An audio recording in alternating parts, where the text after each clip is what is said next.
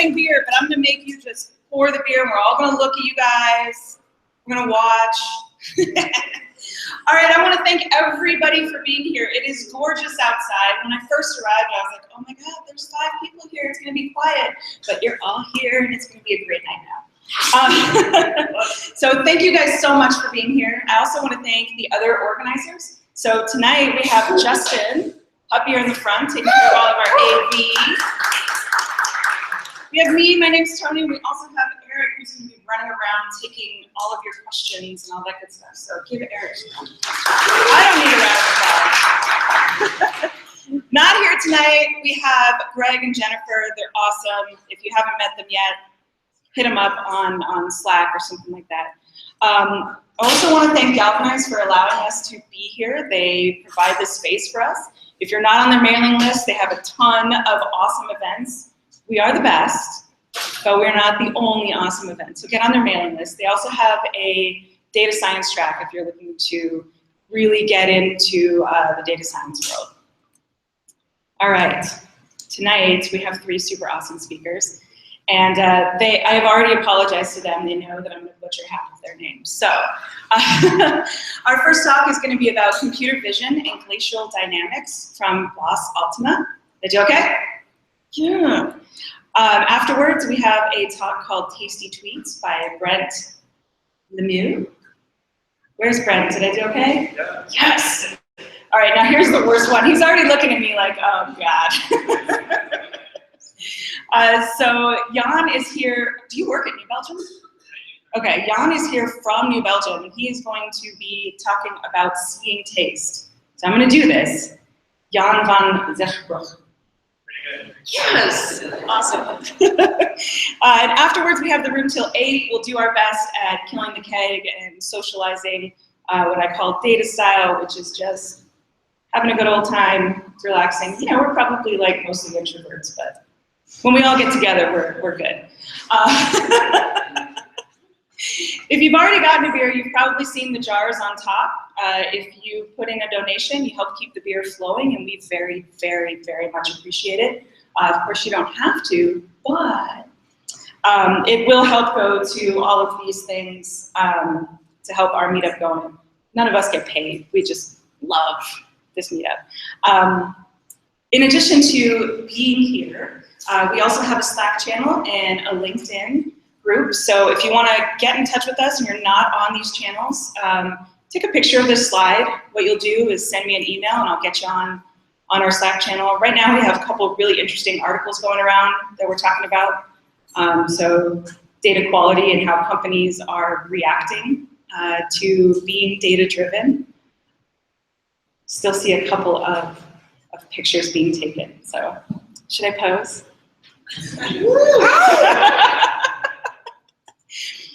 Also, you can follow us on Twitter. We're at Analyze Boulder, and you can feel free to tweet tonight, ask some questions of our speakers.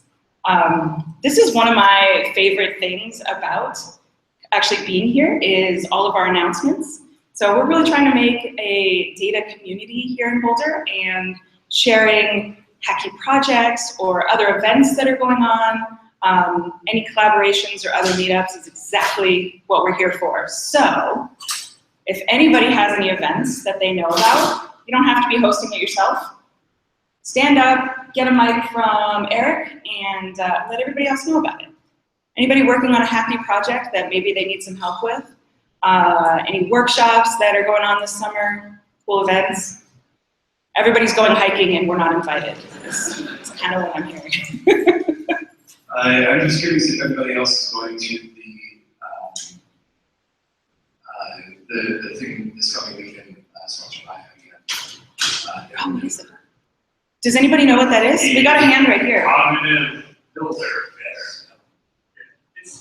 As a group, we're all going to figure this out. Go ahead and hand him the mic. There is a hackathon. I'm one of the judges. So. It's kind of like a commercial for Watson. Okay. Hackathon was it's the combination. Okay, like, so a lot of... hackathon using IBM Watson. That sounds awesome. Are there prizes?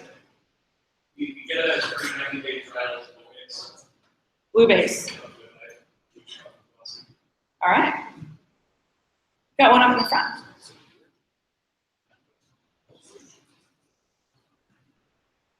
Hi, I'm Shay Friedland, and I'm a researcher with the University of Colorado Boulder Department of Geography, and we've got a community-based research initiative. We're mostly qualitative scientists, but I would like to put the word out for data scientists. We are doing affordable housing research, and the initiative is called Boulder Affordable Housing Research Initiative. And part of what we do is look at patterns of access to housing, how housing has changed over time in terms of both infrastructure and availability. And if that sounds interesting to you, feel free to grab me after, and I'd love to give you my contact information. Thanks. I'm going to take you up on that. First off, thank you for being here. I really want more qualitative research done as well, so I appreciate you representing the qual side. Last chance. Events, hackathons, projects. All right, we got Rick. Rick is way too cool up here in sunglasses, by the way. You all should see this. In his mega tan. Hi, this is Show for USDA. I'm the show for the Conference on World Affairs. For those of you who attend that, they just lost their developer who maintains the applications and infrastructure for running a conference on world affairs. So John Griffin is looking for help. If you don't know how to contact them, please contact me. But they will definitely need some help going forward. Is that a job or a volunteer position? It's one of those. Lastly, I'll throw out, I got an email about the World Data Day, or Mile High Data Day, excuse me. I went to it last year. It was fantastic. Analyze Boulder actually gave a talk last year. I don't know the date, but look for that. Next, oh, you got one. Yeah, yes, hi. I just want to give a shout out for the, we normally have one event a month, but it's kind of an exception. Were you going to talk about that? Nope. Okay. Perfect. So we have on ID's Summer Mixer, we basically co-host, usually in July, a mixer with a couple of other meetups, but this year it's going to be June 15th. And so I just wanted you all to see that that's coming right up. Should be really fun. That's even coming up faster than I thought. I thought it was the end. Okay, so I'll see y'all next week. Is kind of what's going on. Okay. And it's a chance for data scientists to meet non-data scientists and keep the G really fresh. So. It's at the beer garden, right? So it was at the beer garden in Boulder last year as well, and we packed the place. All 5 meetups that get together. It's an amazing event. We meet lots and lots of awesome people. Promise. All right. Second favorite part. Jobs. Who's got them and who's looking for them? Oh yeah. Am I hearing that you're fun employed by any chance? Anybody that raised their hands? I mean, it's summer. If you're looking for a job, that's kind of awesome. Wish no. Oh, sorry. I'm Kyle. I work at Zeghbroeck Studios for a local mobile gaming company, and we are looking for kind of a senior level director of data person. The specs and everything hasn't been fully defined yet. I will post them as soon as we get that, but essentially we're looking for someone to come in, help us drive direction in both engineering and on the data science side to help us push what we can do in mobile gaming. So come talk to me afterwards. Awesome. Thanks, Kyle. Got some there, got several in the middle. I say we strategically zigzag and make Eric just run all over the ground. Is that John with the mic? Yeah. Yes, so I actually have an opening on my team right now, and unfortunately it is not based in Colorado.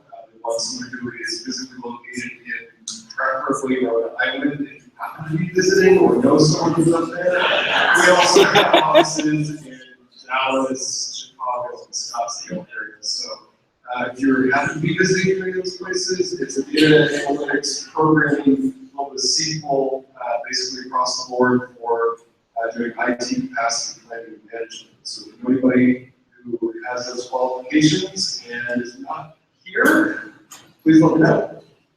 How's the hiking in Rhode Island? Sailing. I'm hearing sailing. Okay. Hi, I'm Kevin. This is my coworker Chris. So So we're a part of a 5-person team looking for 7 here very shortly. We're funded by companies that are around for 30 years, but we're the innovation arm. And so we're currently looking for a Python developer. We're doing a lot of different data analysis projects.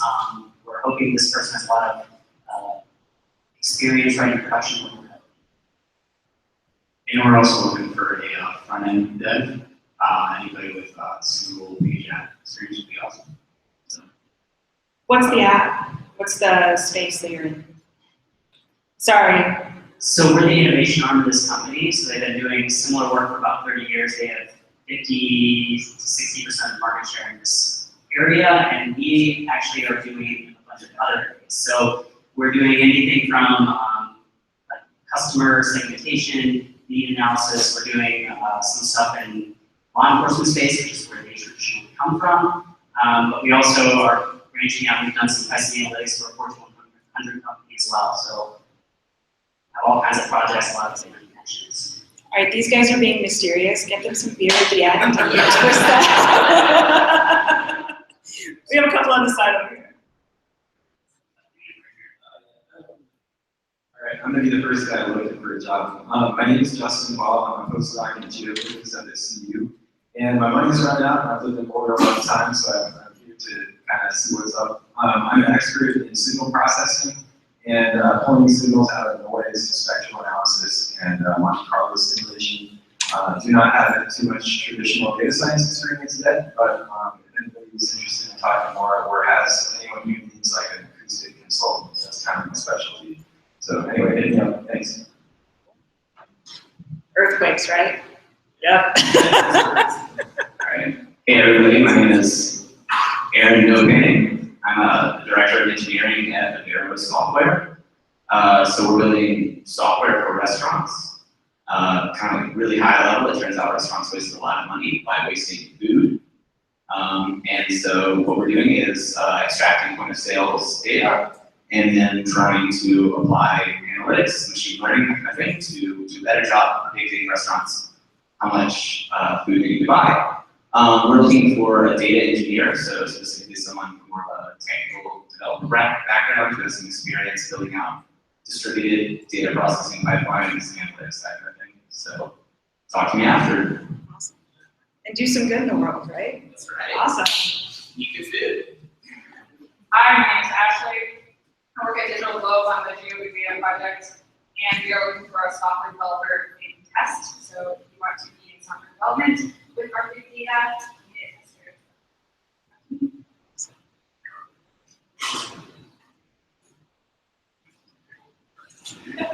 I'm a statistician. I have a master's degree in stats, but pretty much a relevant PhD in math. I would really like a job in Boulder instead of Denver, so I don't have to commute.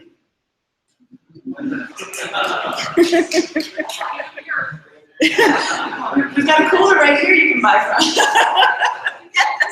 Hi, I'm Luis. I'm a data scientist, and/or data engineer, and/or business data analyst. I've done all those things. And I'm actually looking for a job for a nonprofit. So if anyone knows any nonprofits that are more exciting, please let me know. Thanks. Awesome. Going once. Any more job-related announcements? All right. You guys ready to get this party started then? Woo! Yeah. Hey, Eric, did you set up for us? All right, so without further ado, we have glacial dynamics with the class.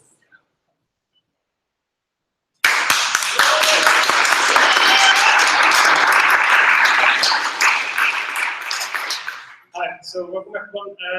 My name is Bas. I'm from the University of Oslo, and I'm fascinated about glacier dynamics, and I'm going to present a project which is more or less born out of frustration, and it's going about glacier calving.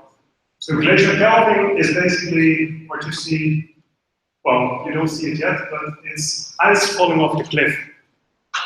And this is a glacier over here. It's called Kronenrain. It's in Svalbard.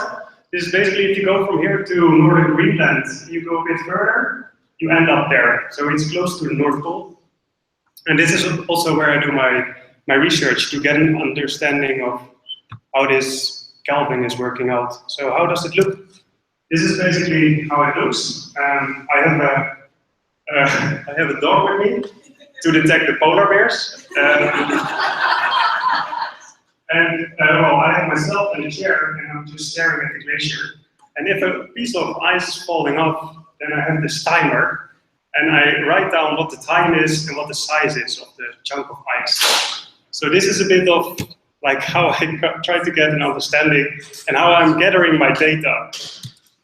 So this is the glacier. I mean, I try to give it a bit of numbers. So the width is 5 kilometers. This is basically you sit on a chair on any cover, and you look if anything is happening from more or less like first flat iron almost all the way to El Dorado. And if something is happening over there, there's still quite a lot of ice which is coming through, so it's moving with 3 meters per day. So it's quite a lot of mass.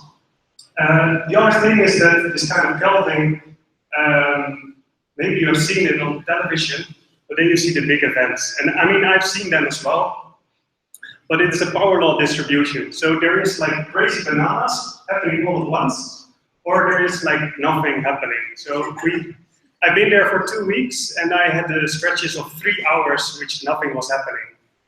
This is far up in Svalbard, so it's 24 hours sunlight. We were with 4 people, so you are basically watching per day 6 hours to just a piece of ice. So this is field work. This is not a holiday. This is my frustration. So why would I want to do that? Well, there are quite a lot of glaciers in the world, around 200,000, and 40% of them are terminating in a lake or in the ocean. And they can contribute quite a lot of sea level rise. And this iceberg production, so this calving, is a complex system. So it's depending on a lot of like parameters, like tides and fracturing and melt from the water. But it's more the interaction between them which makes this calving a complex system. So if we really want to have an idea of what is going to happen with sea level rise, we also really need to know what this calving is doing. And for that, we need a lot of data. And I'm definitely not going back to Svalbard with my timer. So there needs to be another way to do this kind of stuff. Unfortunately, this is the case. So recently, the Earth observation industry has boomed through advances in technology. So they used to have satellites, like a handful of satellites, which were the size of a car. And now they can put this technology more or less into the size of a shoebox. So on the right side, there has been a launch, for example, of CubeSats full of these kind of telescopes with a chip in it around Valentine's Day. And these are, on the right, you see, these are around 88 satellites, I think. They're now starting to spread out. So what will happen eventually is that you get a picture of the Earth, or they're taking pictures, and they will cover the full globe every day with a resolution of 3 meters. So when I heard that, I thought like, okay, let's just try to do this with the imagery and not really like go there with my timer. So just 1 minute. Wait. Okay, so the problem I have is that both the pictures I'm taking, they are moving, but my glacier is moving as well. So what I first need to do is that I have some kind of a fluid model, because ice is stiff water, and I detect more or less where it has to be. And then I start searching of where more or less this glacier is. So to get this correspondence, I have a feature detector. I don't use a normal window, but I do it in different levels, so different scales, because crevasses and the texture are all the same. So I need to have at least multiple scales. But if I get that, then I can co-align these images. And what you eventually start to get is that you get these single events over here, just within a day. You can identify them from space. So this is like, this is crazy, because I can do all this automatically. So I don't have to go there anymore and start counting. And what I just wanted to show is that this is, this is not rocket science. I mean, the satellites themselves are rocket science, but the computer vision I'm doing is basically simple computer vision from the 80s. And there are different other applications of fast-changing processes, like snow migration, or you can even look at melt bonds, how they are evolving over time, and you can start to discover them. We can see these like short-term speed-ups with optical flow. So the message I want to show or want to give you is that if you are working on some kind of a computer vision product for yourself, please don't start to scrape images from cats, from Google, but just try to look outside of the box and outside the world, because there are so many things to discover. So one of the things you can do yourself is that this data is available for non-profit over California. So in California, we'll have like this daily repeat. And also, if you are interested in your own glacier to estimate the ice calving, you can also apply for something like that. So. Awesome.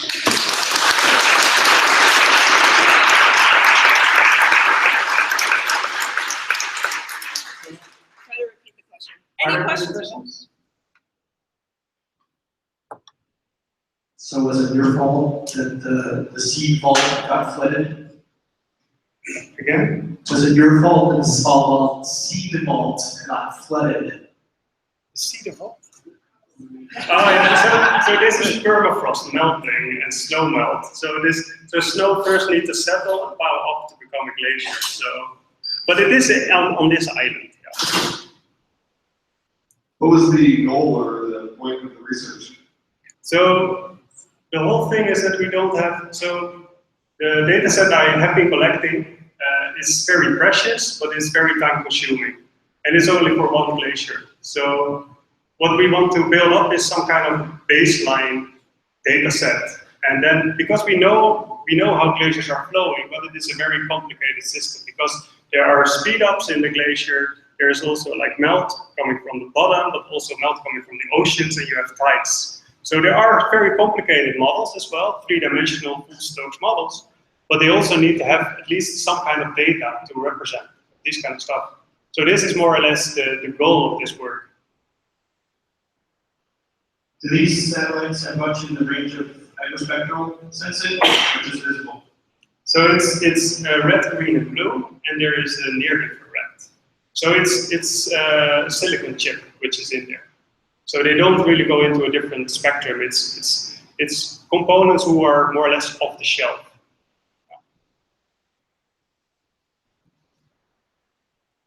Are the CubeSats in this case deployed so that they'll give you kind of a continuous temporal sampling of capping events, like in one location, or like what, you know what I mean? Can you get like a continuous ice flux measurement from one place this way, or are there big gaps in time because of the orbits? So they will sense every day, but of course there are clouds on this world, so sometimes there will be a cloud in the way, of course. So there will be gaps depending on the clouds, but they will sense more or less so every day at more or less the same time. So you were recording the duration of the events before and then the size of the mass, so the amount of ice that dropped. Are you able to replace any of that data with the CubeSat section to get a mass estimation of how much the new credits that you see dropped? Yeah, so I can only get the aerial extent. And because you know the depth of a glacier doesn't really, or the thickness of the glacier doesn't really change much. So from that you can easily convert to a flux. So how does that substitute for what you were doing before in the field? Or is it just you're looking at different things now? It's more that data collection is too expensive to do it. So if we do it in this way, we can just do it on a much bigger scale as well, so we can see different glaciers as well, how they are responding, and in that way get a better idea. So. Was the funding to collect this data discontinued? Is that why you need to do it a different way? Why not just get a grad student and send him or her out there? Yeah, so for I mean, if the cook is good, then you can do this for a long time. But we had one season, we had a pretty shitty cook, and then I don't know, you don't want to. Not your worst enemy, really. Yeah. 2 more questions. So there are like 200,000 glaciers around the world. If you have locations of all those, and you watch the camp events, kind of measure what's going on, and then at the same time, I don't know how you measure the way to grow, because you said, it's not one way to grow. And so can you also measure sea level rise if you're taking measurements of all 200,000 glaciers, or as many as you can have some sort of estimate as that part of the project? Yeah, so eventually that might be one of these things, yeah, that we can put that into models which are coupled also to the atmosphere, and that we can start looking at projections as well. Okay, what is going to happen? But up to now, it's very complicated. I mean, there are really like empirical laws now who are really like hand waving. So. Last question. Any one last burning question? So out of curiosity, you were there in the summer, so 24 hours in summertime, right? When you got, what is the winter? How do you compensate for the data in the wintertime as far as observation goes? Because you had attention 24 hours apart. So how are you observing that? Yeah, so luckily, most of the show happens in the summer because there's a lot of melt going on. So there's also underneath the glacier, there are streams and they make plumes. So that is like one of these big effects. But of course, there will be a problem in the high Arctic because you have 4 or 5 months of total darkness over there. But there are also radar satellites as well. And with radar satellites, you can look through, like, yeah, I mean, it's an active sensor. So then you can compensate for that. So it's complementary.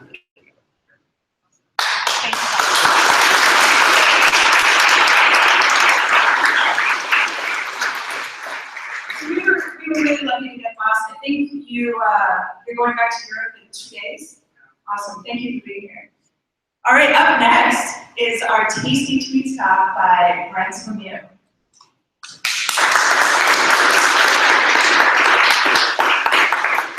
Thank you.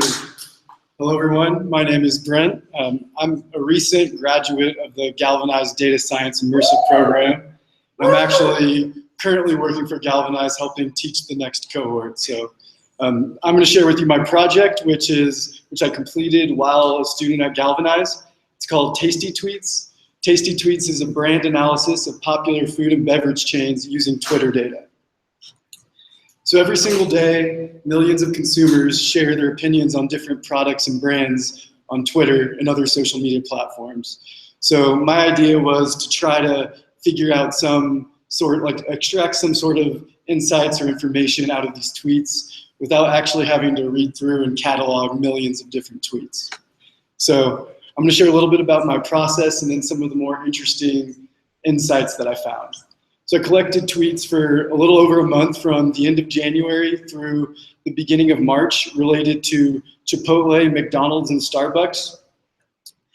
And anyone that's familiar with Twitter knows that Twitter is an interesting type of text. So first of all, you're working with very short text, only 140 characters, and also it's really messy. So I had to apply some unique natural language processing methodologies as well as some more standard natural language processing methodologies in order to get my tweets ready for unsupervised machine learning. So one of the things I did was I translated emojis, common slang and acronyms to real English words. I also limmatized my tweets, which is just returning each tweet to the base dictionary form of that word. So you see here on the slide, craving is crave, or is, are, am, all go to be. This helps to reduce the amount of tweets that the algorithm has to, or the amount of words the algorithm has to deal with. And then I used a term frequency inverse document frequency algorithm. Computers don't really deal well with raw text when it comes to machine learning models. So I had to convert these to numerical vectors, and the way I did this was with this TF-IDF algorithm. And this basically assigns each word in each tweet a score based on how important it is to that tweet. And uses a mathematical formula to do this. So once the tweets are in numeric format, they're ready for topic modeling. Topic modeling in this sense is just grouping similar tweets together. So labeling them by the same category. To apply my topic modeling, I used a deep autoencoder, which is a type of neural network, and a k-means clustering algorithm. So the autoencoder fed into the clustering algorithm. The goal, like the whole purpose of the autoencoder is basically to take the original input tweet that you see on the left. Of course, this is in the numerical vector, not the actual text, and condense it down into this encoded representation in the middle. And then it learns how to do this while losing as little information as possible by reconstructing that original tweet, and then it has a loss function. So it's going through each of these tweets several times and is updating the weights of the connections that you see, the lines connecting all of the dots.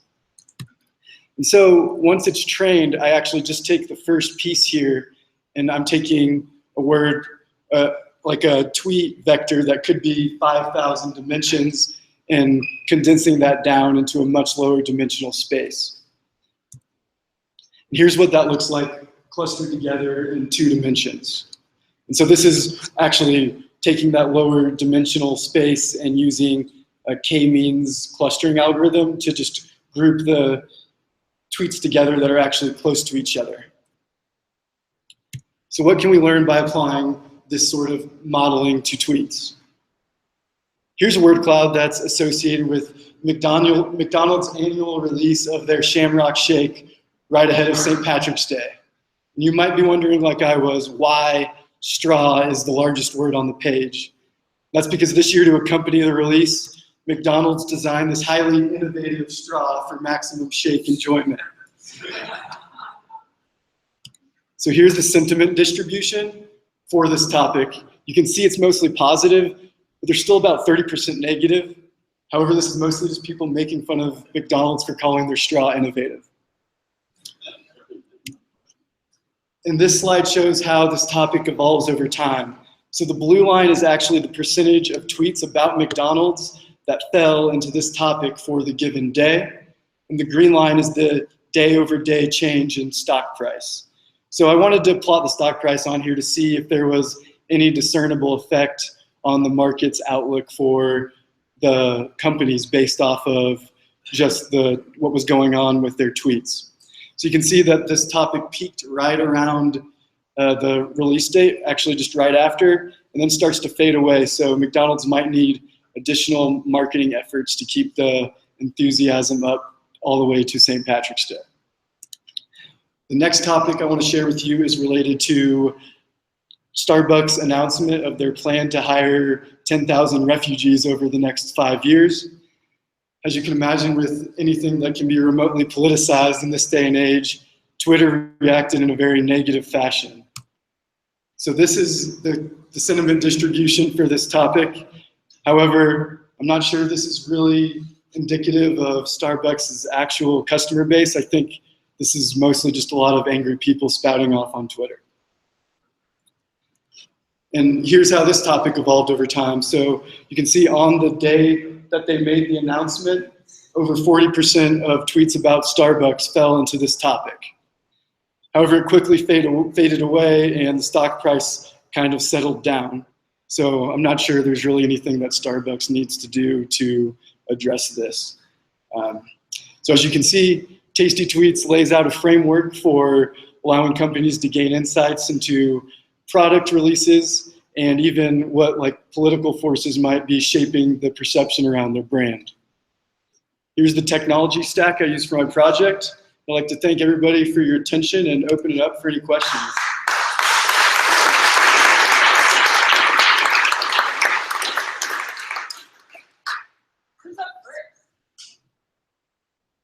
I was wondering which sentiment library, which sentiment dictionary you use in trying to multiple to see if they were consistent with each other. So I actually took a less supervised approach to sentiment. Well, I went through and I labeled a bunch of tweets myself. so the sentiment would be more specific to my corpus. And then I applied the topic modeling to the tweets that I had labeled as either positive, negative, or neutral to try to infer what the sentiment might be around those. So it's kind of a rough approach. I didn't actually use a supervised machine learning algorithm to predict sentiment. Question in front.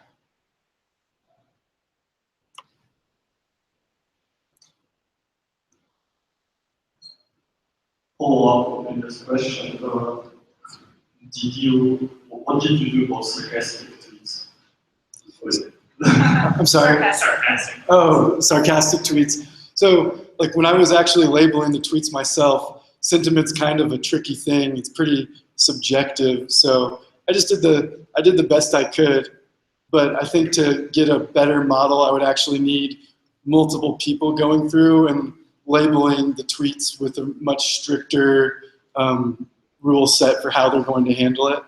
And that way I could have a better approximation for what the tweets actually are. Because when people try to go through and label sentiment of social media posts, it's actually, like humans don't even do a very good job of predicting the actual sentiment. So it's an interesting problem.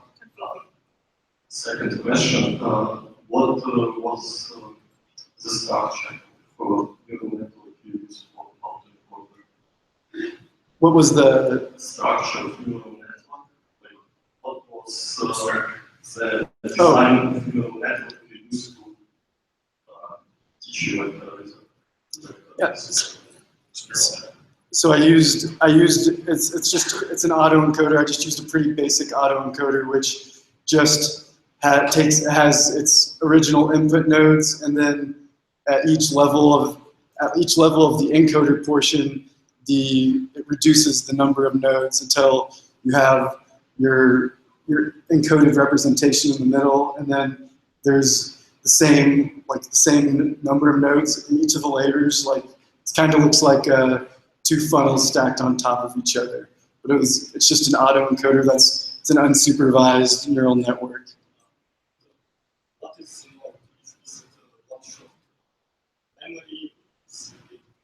I'll have you guys talk offline, it'll probably be easier. Yeah. What's last question? One more question. Oh yeah. So one of the things that strikes me as interesting about this group is you're looking at sort of the politics of consumer perceptions, but at the same time, the project itself is political.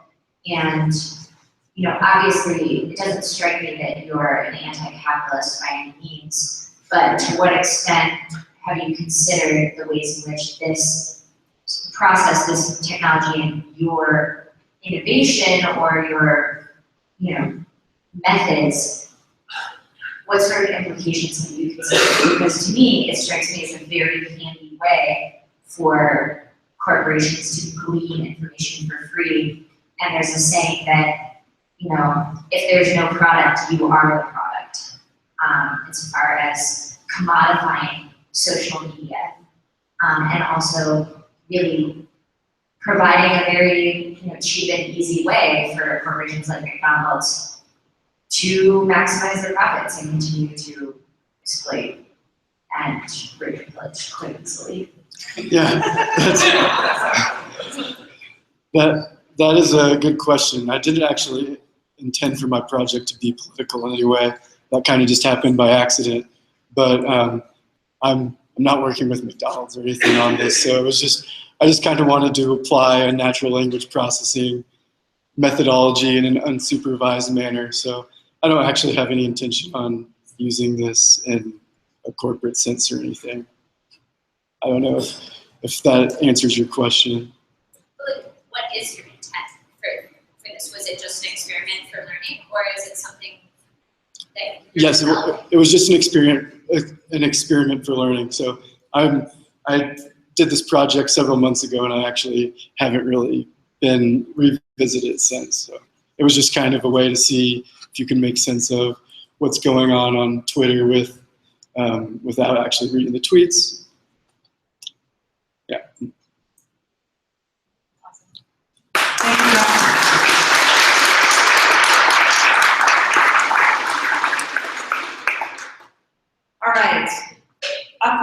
we have our Seeing Taste Talk by Jan van Polish. He's talking about beer. I'm not going to pronounce his last name. He goes by Jay-Z. Yeah. Good evening, ladies and gentlemen. Thank you very much. My name is Jan, last name is Zeghbroeck, and I'm going to be a data scientist through visualization of beer tasting, through my eyes specifically. A little bit about me, a little bit about my background. So I used to be an engineer, and then I worked with the beer industry for a while. I used to brew in South Africa. So originally I had this experience with New Belgium, which was really exciting to me. So my beer industry is mixing with my love of math and love of numbers, and we've done a lot of cool things. Hopefully you guys enjoy it. Let's start right away with, first of all, who here likes tasting beer?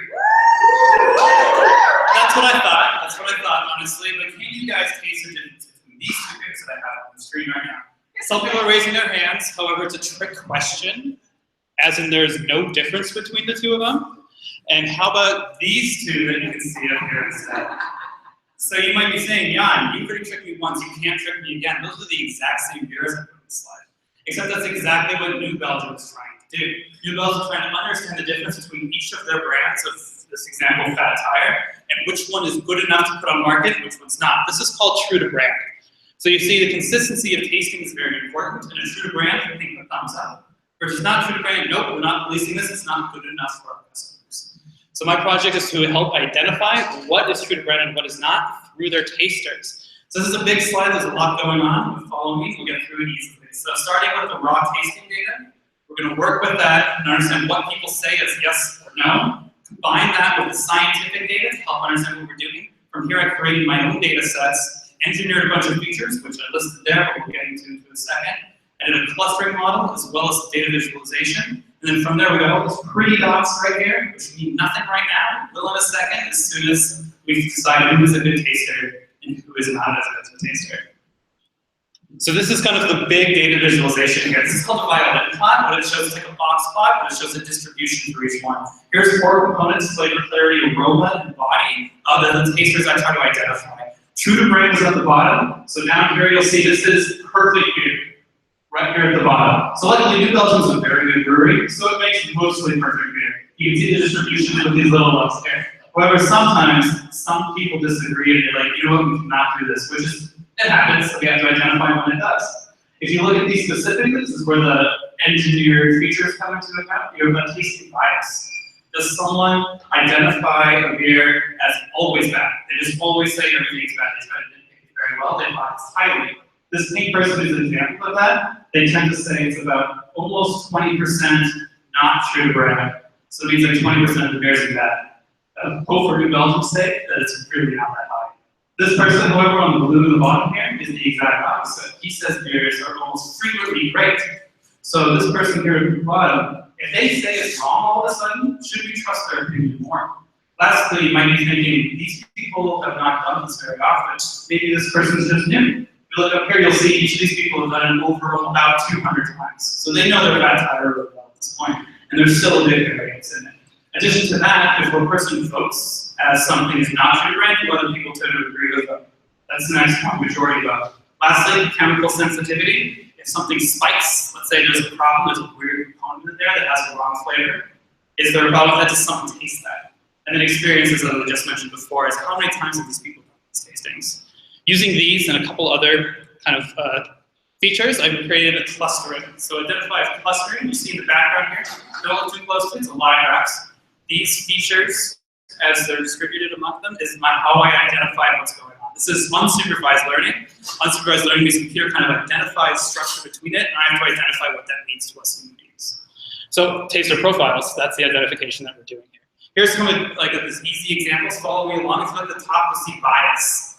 So the new tasters have really low bias in the sense that they don't really have enough data to even create bias. Where the trustworthy tasters have really low bias as well because they're very they know what they're doing. They really go from there. However, when they do flag as not true to brand, do other people agree with them? Trustworthy tasters, yes, a lot of people agree with them. You can see here the distribution is far on the right, or on this side it's far on the left. These people also still don't have data to associate with that. Skipping to the bottom, you'll notice the trustworthy tasters tend to be on the higher side, and this right here is experience. So a lot of them are up here, but there's none on those sides. So these are the people who really know what they're talking about and really know what's going on. Lastly, the new tasters don't really have a lot of things going on there. So these might be the obvious two, but let's look into some more that are more exciting. Moving forward, this is back to the distributions. We have the bias tasters here on the left. So they comparatively have a really high bias rating. They tend to flag as not true to brand. But when they do flag as not true to brand, other people don't tend to agree with them. Additionally, you'll see that on this side, on the experience here, they tend to be on the lower side of scale. Some in the middle as well, and that's the beauty of K-means, is what the algorithm that does, is it helps balance all these things really well, and so we can identify them. You like buy a house, for example, you want to balance 3 options, price, location, so on and so forth. This does it for you, so you don't have to make those decisions yourself.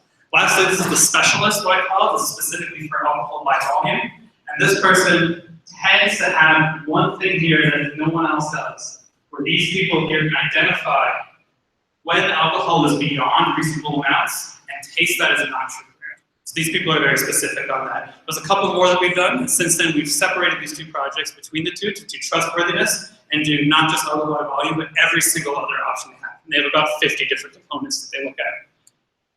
Lastly, about the business insight here, it's like, why would we want to do this? We want to know if our tasters are good. These are human beings we're working with, that our beer or our product is really important. So we're going to take these tasters, make sure they know what they're talking about, and we know the ones who go really well. Let's say we need to have a taster right away, we know who to call. Let's say we need to put more training for some people, we know who need more training. Maybe this guy needs more training. I don't know, something works out that way. Better at some other things. So, lastly, that is the end of our project. I'm still working with New Belgium at this moment to continue this project and make it a tool for their analytics people as well as their sensory department to actually use to make better decisions more quickly as well. This is kind of the tech I use. Beer is a very important one on there. Last time I did this presentation, I apologize, I didn't bring a beer to drink from New Belgium, but true to brand is a really important thing for everyone and everyone in craft brewery. Thank you very much, ladies and gentlemen.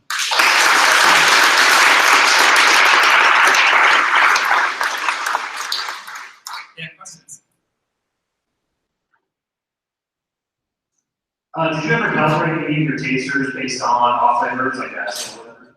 Sorry, can you repeat that question one more time? Did you ever calibrate or test any of your testers using intentionally added off flavors? Yes, so in this project, this is not incorporated into it. Since then, New Belgium has done that for quite a while. Belgium is all about scientists, so they do their scientific process really well, which actually made my project a lot harder to do. But since then, we've been incorporating that, so now we're identifying how specifically people train and test on specific chemicals. Like I said, we're doing upwards of 60 to 100 chemicals right now, where in this original analysis, I only did about 10. How does one become a taster? So it's got to be the most fun job. You don't realize you have to do this at 10 in the morning. That's when you taste the best. So someone who works in New Belgium, anyone can sign up for the process. They train you, and then you work through it. So most of the people that you saw on this chart, for example, have been with New Belgium for about 10 plus years, and they're considered like professionals at tasting. So anyone can do it. What happens to the red beer? So usually it gets dumped if it's really bad. If it's a little bit bad, what they do is they'll mix it with another beer in order to offset whatever's wrong with it. You suddenly inspired to I was draft a pointing book. away. I don't know if I should be doing that. I apologize. Hey, sorry, I know this is a dumb question. Yeah, go ahead. How did New Belgium get their name? Do you have any idea? I don't actually know. I probably don't want to say anything wrong. Probably just Wikipedia. Any New Belgium fans that know that answer? What? Viking is very important to them, yes. All right, now we'll go back to Mike. Go back to Mike. So if you have some people who test well for ABV and others who test well for bitterness or certain chemicals, yes. you then segment, you look at a taster as a whole, or you break out the things that they are good at detecting, and then say, okay, this guy's really good at ABV, so we'll trust him on that, but not on anything else. So the answer to that question is a little bit convoluted in the sense that what I just did does not take that into account. What I'm working on now does take that into account. So we're identifying people who are trustworthy overall as one aspect of it, and then whoever's specific, like you mentioned, bitterness, a bunch of different components, we're looking at all of those individually as well, and bringing it all together to one complete model to identify who's the best. We're thinking like dream team here. Is if you had a beer, who's the dream tasting team who can identify this rocket? Or what's right with this beer? What percentage of your testers are women? I think it's I don't know. It's more than you would expect. The head of the tasting department, actually two heads of the tasting department, both women, both amazing women as well. I think it's a good guess about 25%. Really have to know. One of the things we're looking into is demographics, and because women historically can taste bitterness a lot better. I kind of want to see if that's true. Okay, back to the mic. Quick question for you. Go ahead. So in addition to the importance of like how the beer is brewed, I mean, quality and taste also depends on how it's distributed and how it's stored. So when the ultimate consumer has it, for example, if they're at a retailer and it's more beers, that can obviously affect the taste depending on the type of beer. Are you planning to try to follow up on that side as well? For example, if you were to target certain areas where you happen to see that happen, whether that's the individual that has that taste or the retailer and the distributor that's not working for it? Yeah, so as storing beer, as you probably know, is that when you do store beer, if in warm weather, it becomes degraded. And so New Belgium already has data on what they do is like, they store them out in the sun, they put them on trucks, send them around the country, bring it back, and they already have data on that. Like I said, these guys are scientists, they know what they're doing. However, they haven't quite had time to act on that data, so that's part of the things. So good question, but they've already got it. Oh, I can't point. This is not my We're job. sort of going around with the mic. We've got it back here. Do people's ability to taste beer change as they have more beer? And Yes. I'm sure everyone has experienced that before, right? In this case, they're tasting 4 samples, about an ounce at each of them in the morning, so they're definitely not going to drink. It's a good question. Yeah, if you did this probably at 5 p.m., you would get different results entirely. Did you get a chance to look at the difference between beer brewed in Colorado versus in North Carolina? Yes. So yeah, that's a really good question as well. That's another thing I'm tasked with working on them. We're doing cross-analysis. Because what they do is they send beer between the two. And for their experience so far is that they have this, they can tell that there's something wrong with it, but they don't really know what it is. And they want to know if it's that the tasters are tasting differently or not. So that's a future part of this project I'm working with as well. Do the preferences of the tasters come into play at all? I mean, I guess you can be a good taster. A lot of people said that people really love the malty stuff versus the real bitter stuff.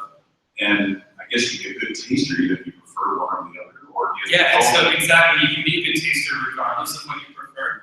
And these people here, they work for New Belgium. These people work for Belgium for tens of years, so they really love beer and they love all types of beer. And so they try to remove as much emotion as possible from it. So it's not like if you liked it or if it was okay go, it's true to brand, not true to brand. It's like straight to emotions. So I'm curious, collecting data is very interesting. Yeah. How do you make that actionable? How do you tie that back to what might have gone wrong in the process and what you would change? So that is unfortunately a future step at the time being. Right now, we're making sure we're getting the best product out to our customers. But you're right. Why did this thing happen? Is it a trend? Is it because of our ingredients? Is it because of the brewing process? We mix a lot of beers together. Do we mix them poorly or mix them not correctly? There's a lot that can be learned from this. And I kind of open New Belgium once into the idea of data science. So there's a lot going on here. It's a lot of future work. So do you have a definition of the correlation between your tasters and consumers and what the actual market uptake is for a specific beer or a specific set of methods that the tasters are looking at so that you can get market feedback? Because right now you're getting expert feedback, but there doesn't seem to be any link to market. So let me rephrase the question to make sure I understand it. So you're saying it's like our experts are tasting this. How does that turn into selling more people? Customers. How do you correlate that to what actually sells in the customers? So it's a really good question. Unfortunately, I don't know the answer to it. So marketing is not my strong suit there.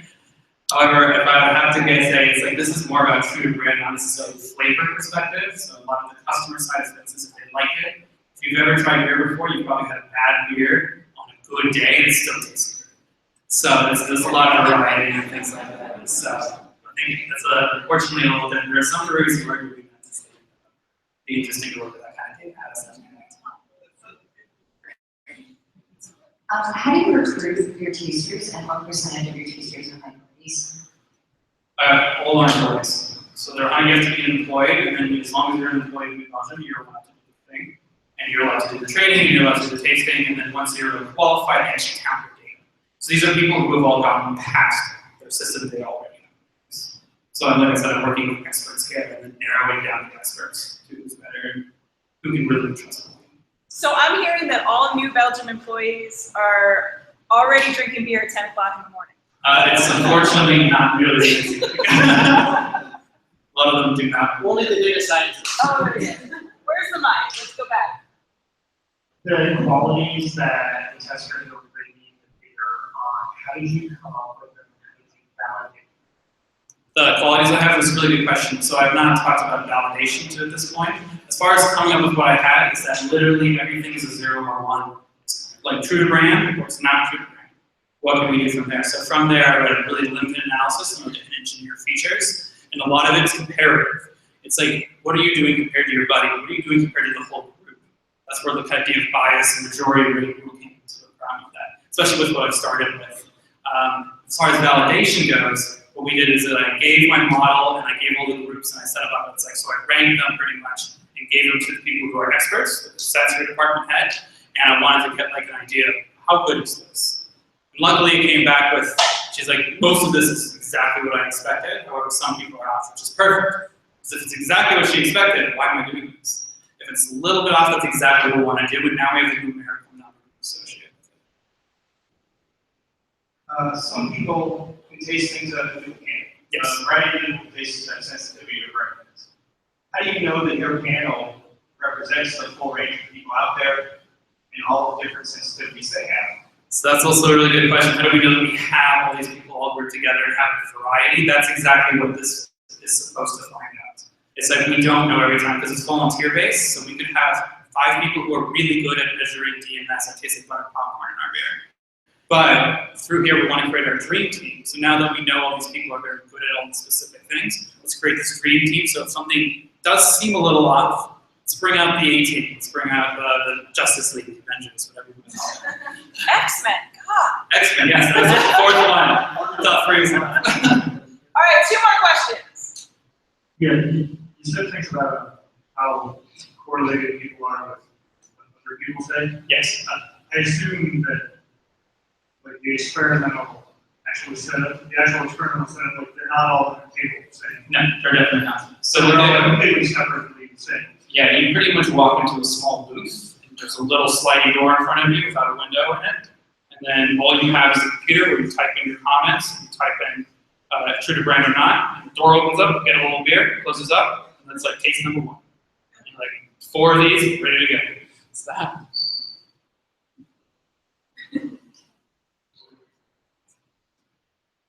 All right, last chance, going once. All right, thank you, Thank you Jan. very much, ladies and gentlemen.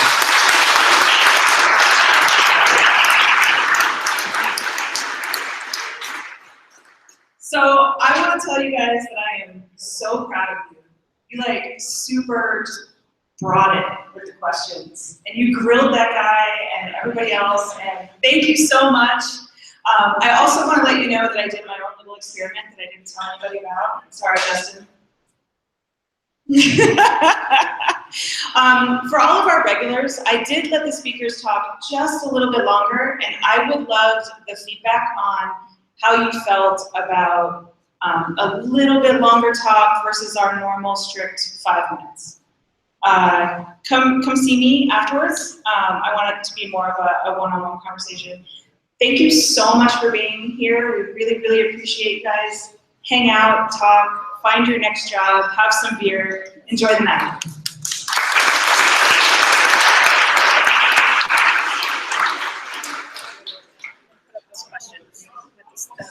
Yep. Would you like close the music?